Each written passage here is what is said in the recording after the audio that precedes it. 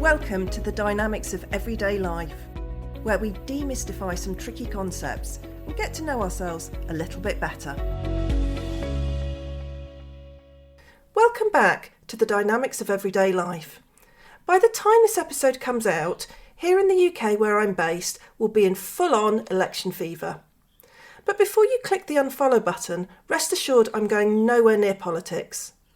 The reason that I'm opening with this is because the timing of the election interests me, and it ties in with what I'm considering today. And that's how often we will stay in a relationship, a friendship, a job, or a situation that's way beyond its sell-by date. Rishi Sunak could have held on a bit longer, but not much without it looking absolutely desperate. And I know I've been in situations that I would have benefited from by leaving sooner. It's also not just that we don't leave circumstances at the optimum point. Sometimes we do, and then for whatever reason, we get drawn back again and again. In doing my research for this episode, I was drawn to the quote, "As a dog returns to its vomit, so a fool repeats his folly," thinking it was Shakespeare, only to discover it's actually biblical, so there's a bit of extra learning for me today. There are all kinds of reasons why we stay in places, both literal and metaphorical, far longer than is helpful or supportive to us. Maybe we're scared that we're making the wrong decision. Perhaps we're worried that we're wrong in our estimation of the situation, or even that the grass might not actually be greener on the other side. As the Kylie classic goes, it's better the devil you know. There's a well-known phrase that we only change when the pain of staying in the same place is worse than the pain of changing. However, I feel that this is missing something. What this doesn't include is our knowledge, confidence and awareness.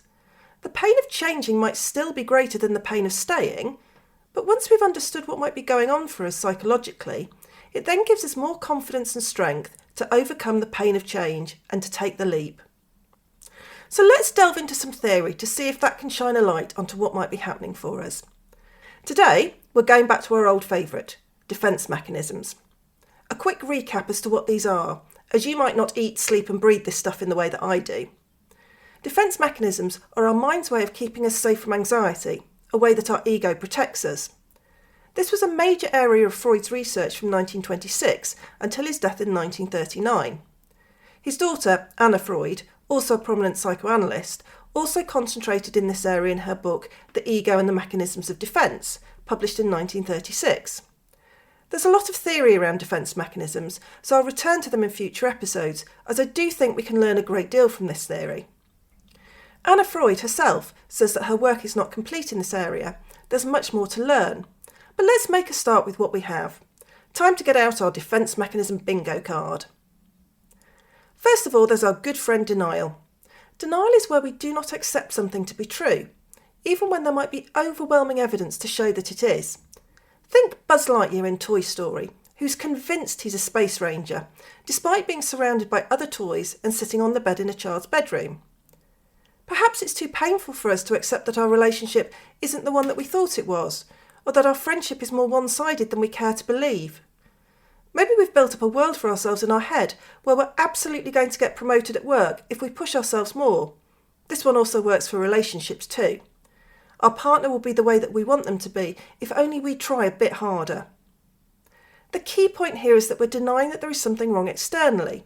We think that the problem is internal, that it's our fault. And in some way it is. But not because we're doing anything wrong per se, it's more the way that we've constructed a situation in our minds to be something other than it is. What we're holding on to is the idea of what the relationship, friendship, job, delete as applicable, actually is to keep ourselves in a safe situation. We can also feel that there's no other way to see the circumstances other than they are. But if we can feel a bit braver, perhaps a bit of perceptual reframing, which is where we think about what other ways we can look at a situation, then maybe we can start to see what is really happening. This then gives us more choice. I'm not saying that all of a sudden we're going to know exactly what to do or what steps to make, but having that bit more awareness and therefore control can be a huge step forward. Rationalisation is another defence mechanism that we can tick off our defence mechanism bingo card here. The term itself was brought into psychoanalytic use in 1908 by Ernest Jones in his paper Rationalisation in Everyday Life. When we rationalise, we give ourselves what we consider to be perfectly valid reasons for behaviour that we might otherwise feel guilt, shame or embarrassment for. This is definitely one of my go-to defence mechanisms. Freud saw it more in relation to secondary processes and linked it to delusional states. Where it comes into play for us today in our topic is that instead of denying what might be going on for us, we might see it, but decide that there are extremely good reasons for this, and so explain these away rationally. So, for example, of course he can't see me more than once a month. His work is really important. I couldn't possibly leave this job as the team rely on me. I'm absolutely fine with booking and paying for everyone for our girls' trip away. I know how busy everyone is. Sometimes we can even ascribe a moral aspect to our decisions. I have to think about other people here. We might have even tried to leave our circumstances, but find ourselves drawn back and need to rationalise our behaviour to ourselves. We might think it's to other people, but in reality it's to ourselves. And our last one for today is intellectualisation. It's Anna Freud who actually references the term intellectualisation as part of adolescent development. Freud never uses the term himself. Intellectualisation is quite similar to rationalisation. However, when we rationalise, we're giving something a reason as to why we're doing something. When we use intellectualisation, we're avoiding feeling something by using thinking instead. When we intellectualise, we can seem disconnected from our circumstances. We use facts and logic to back up our decisions and actions without connecting to any of the feelings behind them, because these are too painful for us to consider. What we want to do when we intellectualise is to keep something away from us. By keeping it at a distance, we can deal with any pain that it might threaten to inflict on us.